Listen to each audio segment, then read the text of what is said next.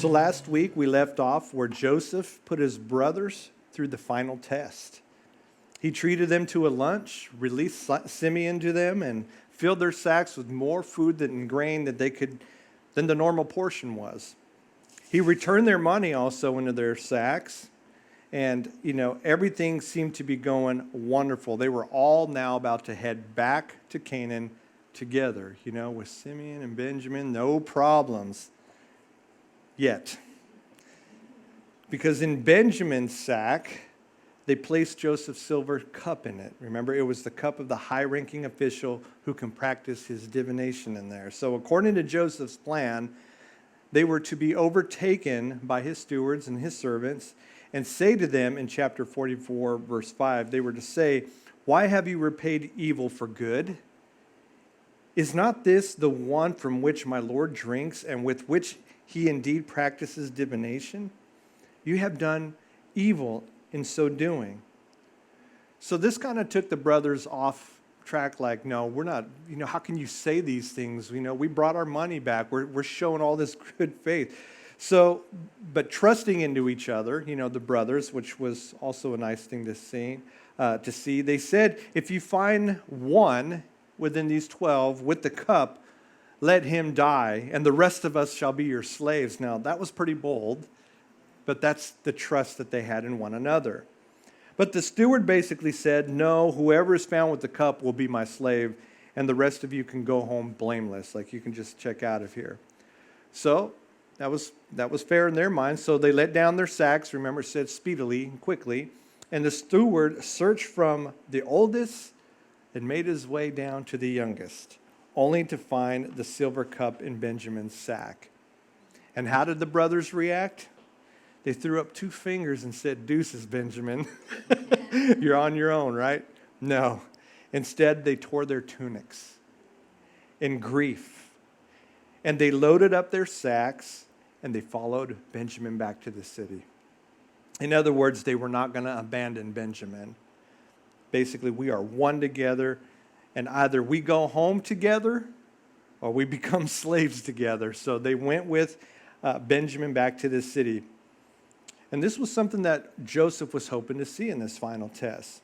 So as they came back to Joseph, we saw Judah stand up and go before Joseph and pleads with him, explains all that has happened, how they can't even explain it themselves, how everything has kind of been crazy. But now that they have found this cup in Benjamin's sack, Judah begs Joseph to take him instead of Benjamin as his slave, laying down his life for the sake of Benjamin, because their father also would not be able to take it.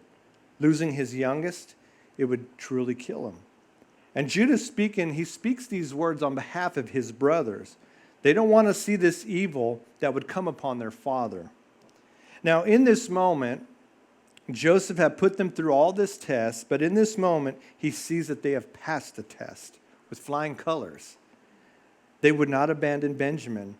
And they showed this unique love for their father, which he probably hadn't seen much of before he was sold off.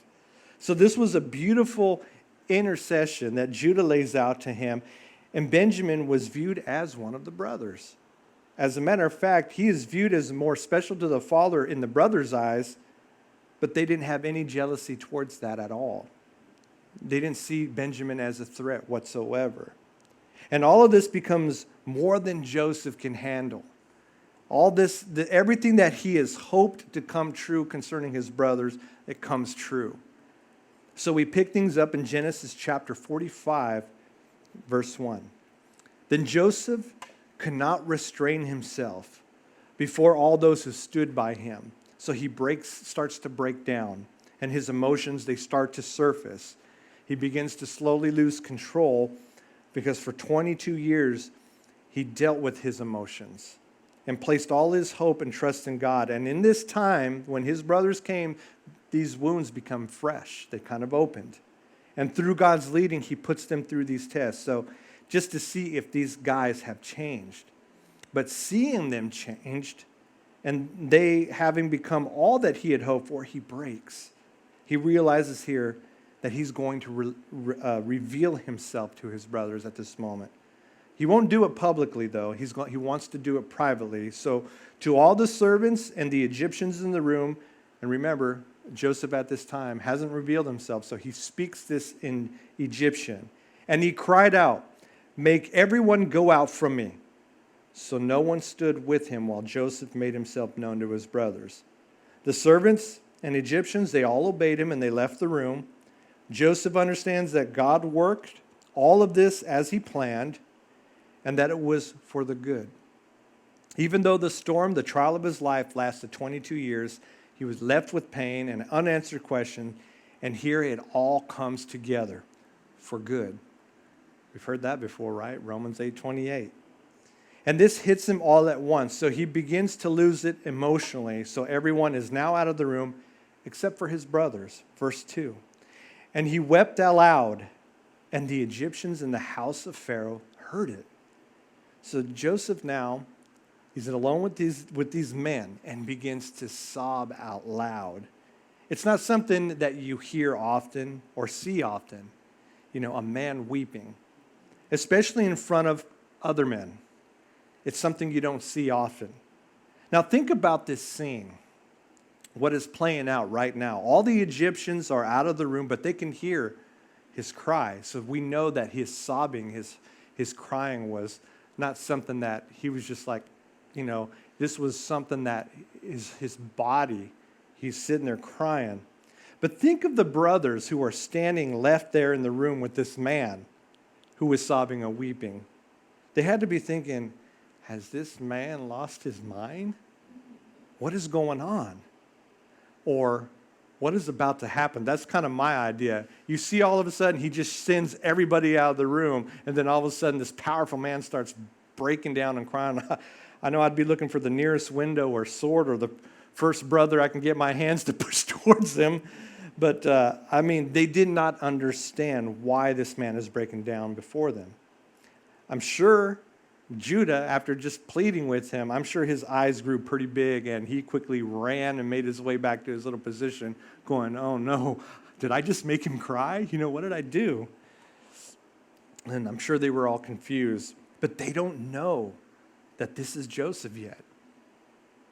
But then for the first time, these men hears this man speak to them in Hebrew, their language. Verse 3, then Joseph said to his brothers, I am Joseph. Does my father still live? And just like us in this room, there was silence. They are hearing for the first time, him speak to them in their own language. And they're probably going, did this man just say he is Joseph in our language? In their minds, they are shocked because never once, if you think back, did they ever mention the name of the one who was no more, of the brother that was no more. But he knows our brother's name? What? This was like a bombshell that just struck them. Because in their minds, they were pretty much all settled that Joseph was dead. Because no kid could ever survive Egyptian slavery. The thing is, in this room, we know that Joseph had to deal with all of this for 22 years.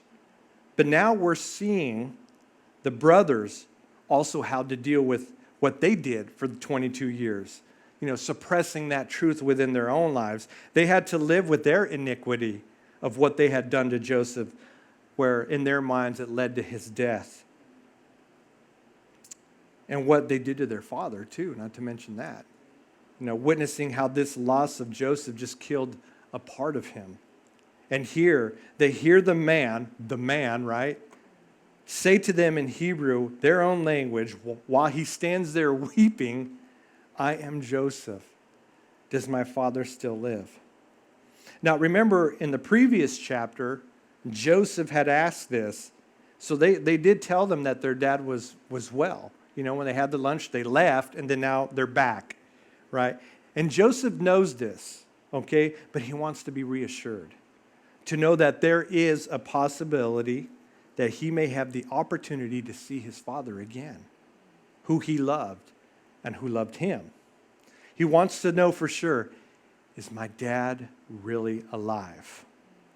Yet, if you look in this verse, it says that the brothers could not answer him, for they were dismayed in his presence. They couldn't say a thing or even utter a sound. Just hearing his first three words, I am Joseph, had them trying to just wrap their minds about what he said, like what is going on. They probably were thinking back to the very day that they sold him and how much time had passed by. And here they're trying to, like, how is this that you are Joseph? Now this man, a ruler of Egypt, just speaks in Hebrew. They couldn't wrap around what was happening in that moment. Not only that, but learning that this Egyptian who they had been dealing with in the last 2 years is Joseph at the same time. As they're probably going, is this a dream? They couldn't say a thing. They were besides themselves. You know, when they say you're beside yourself, you're kind of being crazy, you know. But they were besides themselves. They just wondering if this was all true. But we all know that God works all things for good, that all things are possible. We know this, but they're seeing this happen right before their eyes. But we have to also wonder if there is this fear that they had in the midst of all this, wondering, okay, so this is Joseph. He is the second most powerful man in the world. Is he still angry at us after all these years? And is our lives in danger, you know, after all that we have done? But what they don't know is despite his outer appearance of looking like an Egyptian with the eyeliner and all that, Joseph was a man of God and was faithful to the God of their father Jacob. So Joseph, understanding this situation may be a little bit hard for them to understand, he says in verse 4, please come near to me. And so they came near. Then he said, I am Joseph, your brother, whom you sold into Egypt. So first he addresses them, come near to me, I'm no threat to you. And so he tells them something only that they would know, that I am Joseph whom you sold into Egypt. And they now know for sure, as unbelievable as it may be, that this man that stands before them is their brother Joseph. And Joseph says, verse 5, but now do not therefore be grieved or angry with yourselves because you sold me here. Do not therefore be grieved or angry with yourselves because you sold me here. Can you believe this? It's absolutely amazing. I've read that over and over and over. Such an amazing man of God. Has Joseph ever changed throughout his account, his character, his personality? Never. He tells them, caring about them, being more concerned about them, to not be grieved or angry with yourselves for what you did, sensing their condemnation, their guilt for all these years. Joseph does not condemn them, but instead shows them grace. He comforts them. He didn't want them to be ruled by their guilt, but rather that they be freed from it and that they would let it go. What an image of our Lord Jesus Christ with his grace, and how he desires that we let all the guilt that we carry in our past to be forgiven and let go, and that we are no longer in bondage, but we are free. We can learn from Joseph as well. When maybe there has been one who wronged us, and they know it, and they feel bad because in some ways they know that they've crossed the line, that rather than holding on to our feelings, the one, oh, we're the victim, right? We free ourselves from the feelings and we show grace and love. Maybe it's time to free someone else in the way Joseph freed his brothers, letting them know, do not be grieved or angry with yourselves, but instead just bless me by letting those things go and join me in the joy of the Lord. Be released from that. Let that be a blessing. What does Joseph do? He does something that's absolutely remarkable. And you have to sit there and go, where does this grace come from? Is this like, wow? Now, when man experiences sin from another, against them. It's easy to be consumed in all that other person has done to him wrongfully, where the sin gets dissected, right? And how it was done to them and how it affected them. Rather than seeing it from what it is, and how man falls short, even those whom you love and who you are close to will wrong you. In other words, we put such a high standard on man, but yet man's going to fall. Right? But what typically happens is the one who's sinned against spends all this time thinking about it, consumed about it, not seeing it. They became filled with bitterness. They're not seeing it. But all this marinating, just letting it soak through of how you've been wronged or been a victim, it starts to build this root of bitterness in you. But Joseph did not allow bitterness to consume him. How? As we have previously learned, especially by the example of Potiphar's wife when she was making advancements to him, we learned that Joseph had already processed this whole situation ahead of time, in his mind. He already counted the losses of all things, right? Joseph has had 22 years to process all that has been going on, even when his brothers sold him. But Joseph, through it all, remained faithful to God. And he understood that all things work together for good, that God was at work towards Joseph's faithfulness, showing him favor in the midst of all these terrible circumstances. When he was a slave, God showed favor. He was faithful. When he was a prisoner, God showed favor, and he was faithful, even to the point through Pharaoh. God showed favor through the Pharaoh. So Joseph has processed all of it, through God, and understands what his brother did to him. Although was wrong, Joseph sees exactly how it all worked together according to God's greater purpose, the greater picture that only God can reveal to him or to us, like God did in Joseph's dream. Remember, he had that dream to hold on to. He saw it before his brothers over and over again as they bowed down before him.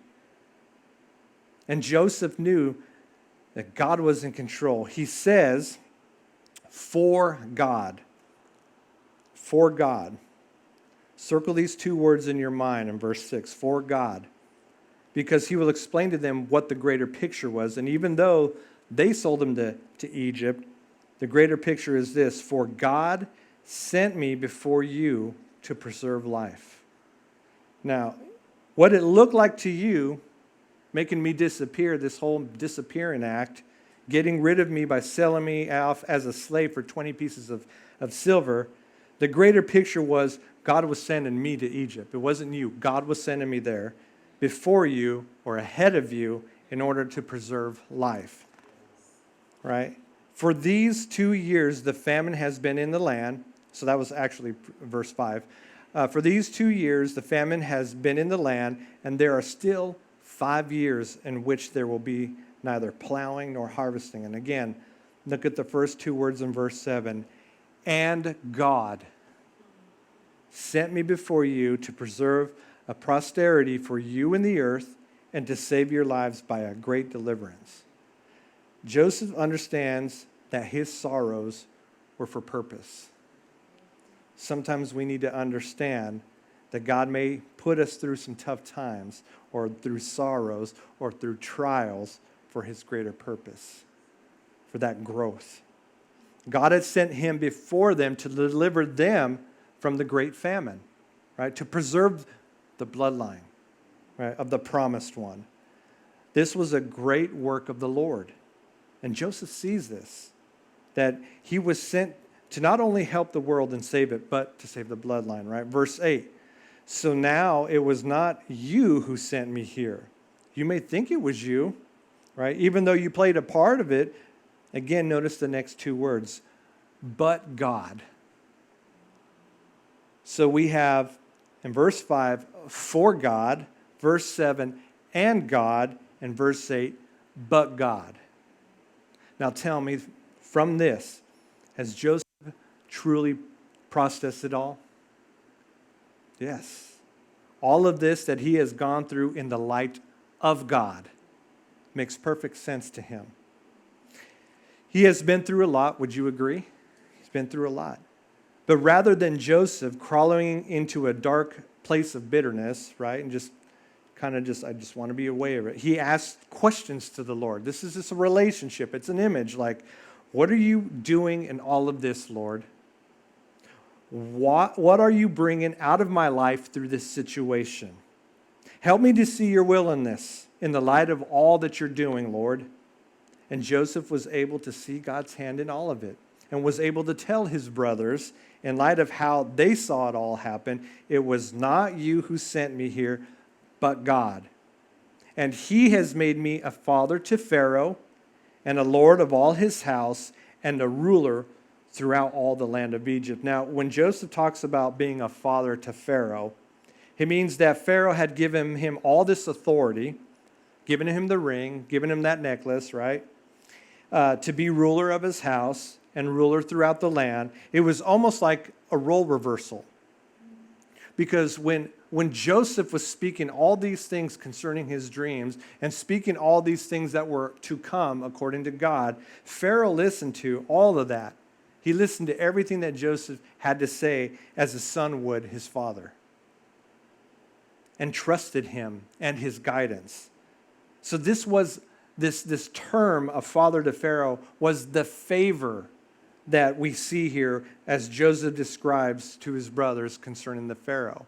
It was just, he looked up to Joseph in a way, as a father to Pharaoh. Verse 9. So he goes, hurry and go to my father and say to him, thus says your son Joseph. Oh, could you imagine hearing those words? God has made me Lord of all Egypt. Come down to me, do not tarry. You shall dwell in the land of Goshen, which is the delta region of the Nile. It was very fertile land. It was good for grazing. It is also far from the practices of paganism in that area as well, meaning he can continue his pastoralship in his worship of God in that area. And he says, and you shall be near to me, you and your children, your children's children, your flocks and your herds, and all that you have. Verse 11, there I will provide for you, lest you and your household and all that you have come to poverty, for there are still 5 years of famine. And behold, your eyes and the eyes of my brother Benjamin see that it is my mouth that speaks to you. So you shall tell my father, speaking to the brothers, of all my glory in Egypt and of all that you have seen, and you shall hurry and bring my father down here. So there's a sense of urgency. But now Joseph had revealed himself to his brothers. And as you can see, the first order of business was Joseph wants to see his dad. He's like, hurry, let's go. Go out there and let's go get it. I'm waiting for you, Dad, Come as soon as possible. Verse 14, then he fell on his brother Benjamin's neck and wept. Benjamin wept on his neck. The brothers are reunited. They were filled with joy and they were weeping, just loving on each other, showing love to his younger brother. But not just to him. This is what's amazing. Verse 15, moreover, he, Joseph, kissed all his brothers and wept over them. And after that, his brothers talked with him. So Joseph loved them all, cared deeply for his brothers, and they talked with him like catching up. Like, what happened? Probably wanted to hear everything about his life and not so much of their life. Well, you should hear what Judah did. No, they didn't say that. But verse 16, it says, now the report of it was heard in Pharaoh's house, saying, Joseph's brothers have come. So it pleased Pharaoh and his servants well. Because nobody knew nothing about Joseph's brothers. They didn't know that they were his brothers, right? They didn't know anything about his family. So the news gets out that his brothers have come, and it says that it had pleased Pharaoh and his servants. Why? Well, it's because they were excited for Joseph, which tells you a lot. It shows their appreciation and their love for him. All that Joseph had done for the people of Egypt, all the servants, the Pharaoh, Joseph was like their golden child, and I don't mean that in an idol kind of thing. I'm just saying he was like the good son that they'd never had of Egypt. And Pharaoh, verse 17, said to Joseph, say to your brothers, do this, load your animals and depart, go to the land of Canaan, and bring your father and your households, and come to me. I will give you the best of the land of Egypt, and you will eat the fat of the land. I mean, can you imagine getting this word from Pharaoh? Bring your family and come to me? The Pharaoh. Pharaoh, I'd be like, he said, what? Are you kidding? Come to me? And the Pharaoh, in a sense, is saying, I'm going to bless you because of the blessings that has been given to us through Joseph. You will receive it from me, and I think it's so amazing. Verse 19, now you are commanded, do this, take carts out of the land of Egypt for your little ones and your wives, bring your father and come. So these aren't like shopping carts, these are like wagons, or go-karts in the desert, No, these are straight up wagons with wheels, giving them transportation. He's basically saying, no, you guys don't have time to walk. You're not going to walk. You're going to travel and roll your way all the way over there quickly, and you're going to all come back, right? I think that's amazing too. Verse 20, also do not be concerned about your goods, for the best of the land of Egypt is yours. In other words, don't waste all your time packing. Don't waste all that time. We have all the great things, the finer things in Egypt. We got you. So leave that old raggedy tunic that you've been sitting there trying to clean forever and it still stinks. Just leave it there. But anything you need, just get here as quickly as possible. Verse 21, then the sons of Israel did so, and Joseph gave them carts according to the command of Pharaoh, and he gave them provisions for the journey, which is the food and the water. Verse 22, and he gave to all of them, to each man, changes of garments. A change of clothes, obviously in that time was a big deal back in these days. Just having, one is something to be thankful about, but having two was like you were pretty well off. But these were all fresh and brand new. So he gave them all freshly new garments, but to Benjamin he gave 300 pieces of silver and 5 changes of garments. So he gave them all new garments, blessing them, right? But I started to think about that. I'm like, well, that's a little bit different. If you think about it, when they were feeding the brothers and all that, they gave Benjamin 5 times the portion. And here they give him 5 changes of garments. Now, I know the previous time they were testing him. So when I think of this, I think that Joseph was just spoiling his little brother, because there's nothing mentioned about it that would cause you to go, oh, well, why this again? No, I think this was his brother, his blood, that he was just spoiling him with. So, and look what Pharaoh does for his father. Verse 23, and he sent to his father these things: 10 donkeys loaded with good things of Egypt, 10 female donkeys loaded with grain, bread, and food for his father for the journey. Now let me ask you this, just by that, do you think that's enough of everything just to get them back? I think that's plenty of food. That's more than they probably needed to get back to Egypt. So the Pharaoh did this in order to awaken Jacob's faith, to get him moving quickly.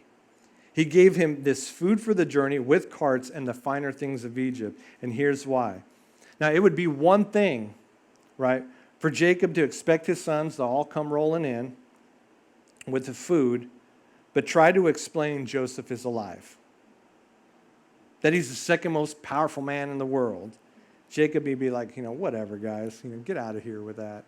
You think I'm that old? You guys can start joking with me like that, But to send them back with all the gifts, right? The 10 donkeys and the carts and the wagons, where Jacob would know, there's no way that my sons could have done this, And when they tell him, Dad, Joseph is alive and is the second most powerful man under Pharaoh, I believe this would boost his faith a little bit. Like, what? So let's get to that. Verse 24. So he sent his brothers away, and they departed, and he said to them, see that you do not become troubled along the way. So much wisdom in that.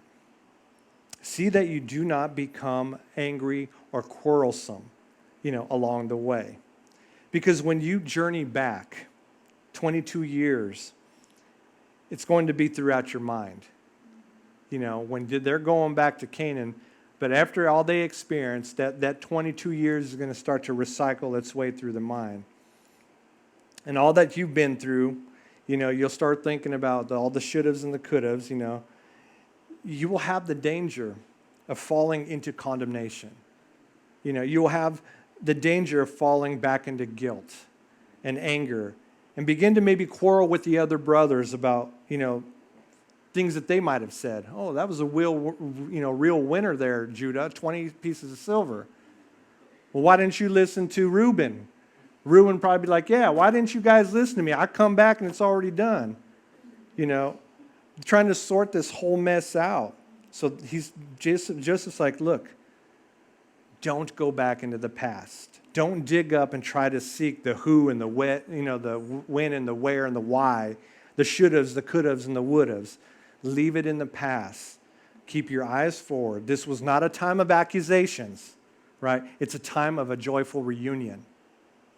But the added bonus of this all, as he's given him this warning, is the fact that they're going to have to tell Jacob the truth. They're going to have to face the truth that they have allowed their father to live a lie, to believe a lie, that his son was killed by a beast. And the proof, the evidence from a dipped, cloak in blood, While doing what he was commanded, Joseph was doing exactly what his father commanded him.